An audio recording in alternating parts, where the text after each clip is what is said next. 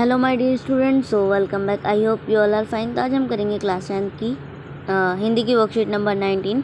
Date क्या है हमारी 18। ठीक है, तो चलिए स्टार्ट करते हैं। प्यारे बच्चों, पिछले दिनों हमने नेताजी का चश्मा पाठ, सामान्य परिचय एवं नेताजी के नारों तथा नगर पश्चात के कार्यों के बारे में जानकारी प्राप्त की। तो चलिए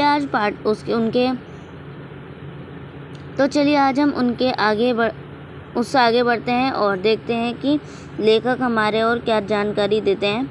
चलिए पढ़ते हैं। नीचे का ध्यान दिया हुआ आपको। पूरी बात तो अब पता नहीं, लेकिन लगता है देश के अच्छे मूर्तिकारों की जानकारी नहीं होने के और अच्छी मूर्ति की लागत अनुमान और उपलब्ध बजट से कहीं बहुत ज़्यादा होने के कारण काफ़ी समय ऊहापोह और चिट्ठियों पत्रों में बर्बाद हुआ होगा और बोर्ड की शहंशाहवृत्ति समाप्त होने की घड़ी होने में किसी स्थायी कलाकार को ही अवसर देने का निर्णय किया गया होगा और अंत में कस्बे के इकलौते डाइक मास्टर, मान लीजिए मोतीलाल जी, को ही यह काम सौंप दिया गया होगा, जो महीने भर में मूर्ति बनाकर पटक देने का विश्वास दिला रहे थे। जैसे कि कहा जा चुका है, मूर्ति संगमरमर की थी, टोपी की नोक से कोट की दूसरी बटन तक कोई 2 फुट ऊंची, जिससे कहते हैं बस, और सुंदर थी। नेताजी सुंदर लग रहे थे, कुछ मासूम और कमसीन फौजी वर्दी में। मूर्ति को देखते ही दिल्ली चलो और तुम मुझे खून दो वगैरह याद आने वाले लगते थे। ठीक है, यह दृष्टि से सफल और सरागीन प्रयास था। केवल एक चीज़ की कमी थी जो देखते ही खटकती थी। नेताजी की आंखों पर चश्मा नहीं था, यानी चश्मा तो था लेकिन संगमरमर का नहीं था। एक समस्या और सचमुच के चश्मे का चौड़ा वाला फ्रेम मूर्ति को पहना दिया गया।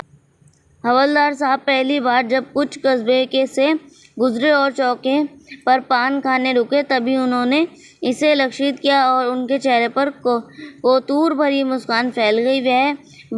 वाह भाई, यह आइडल भी ठीक है, मूर्ति पत्थर की लेकिन चश्मा रियल। ठीक है, तो चलिए इससे रिलेटेड अब हम कुछ क्वेश्चन दे रखे हैं, उन क्वेश्चन को कर लेते हैं।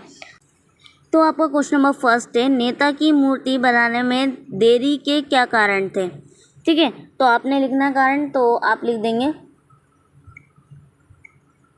आप लिखेंगे देश के मूर्तिकार की जानकारी ना होना, और सेकंड ऑप्शन लिखेंगे आप अच्छी मूर्ति के लागत के अनुमान, उपलब्ध बजट बहुत ज़्यादा होने के कारण काफ़ी समय लगा। ठीक है, फिर उसके बाद क्वेश्चन नंबर सेकंड हमारा स्थायी कलाकार से आपका क्या आशय है। ठीक है, तो इसका लिखेंगे आप जो किसी स्थान के प्रसिद्ध या विशेष कलाकार होते हैं, जिसे विशेष रूप से कुछ काम सौंपा जाता है। ठीक है, क्वेश्चन नंबर थर्ड है हमारा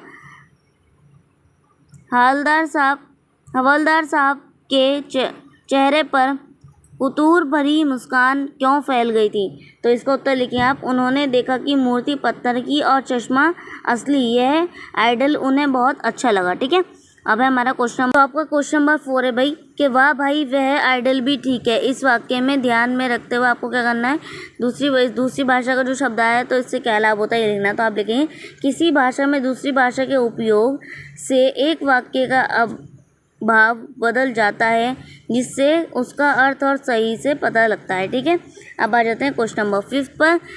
आपको क्वेश्चन नंबर 5 में करना है किसी स्थायी कलाकार को अवसर देने का निर्माण किया होगा। इस वाक्य को आपको क्या रखना है, ध्यान में रख करके इसके रिलेटेड आपको 5 वाक्य बनाने हैं। तो पहले लिखेंगे आप विद्यार्थियों को अवसर देना चाहिए। फिर सेकंड लिखें आप उन्हें दिल्ली जाने का निर्णय क्या होगा। थर्ड लिखें आप हमें स्थायी कलाकार को बुलाना होगा। फोर्थ लिख देना आप वह एक प्रसिद्ध कलाकार हैं। फिफ्थ लिखेंगे आप उन्हें जानने का विचार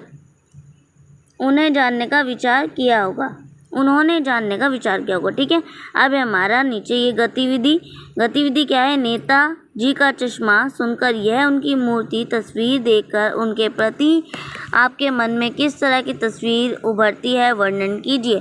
तो आपको लिखना है, तो आप लिख देंगे कि मुझे नेताजी के वह नारे याद आते हैं जो लोगों में उत्साह भर देते थे, जैसे दिल्ली चलो और तुम मुझे खून दो। और एक पोस्ट में उनकी तस्वीर दिखाई देती है। ठीक है बच्चों, तो ये थी हमारी वर्कशीट। यहाँ पर आपको लिखा है उपचारित शब्द।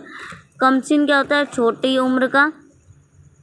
ऊहापोह यानी कि अनिश्चय की स्थिति में मन में उठने वाला दर्द। ठीक है, तो चलिए बच्चे, ये थी हमारी आज की वर्कशीट एंड आई होप आप लोगों को वर्कशीट समझ में आ गई होगी। तो चैनल को सब्सक्राइब करना मत भूलिएगा, और अगर कोई प्रॉब्लम हो तो आप कमेंट सेक्शन में पूछ सकते हैं। चलिए मिलते हैं नेक्स्ट वीडियो में, तब तक के लिए take care and good bye.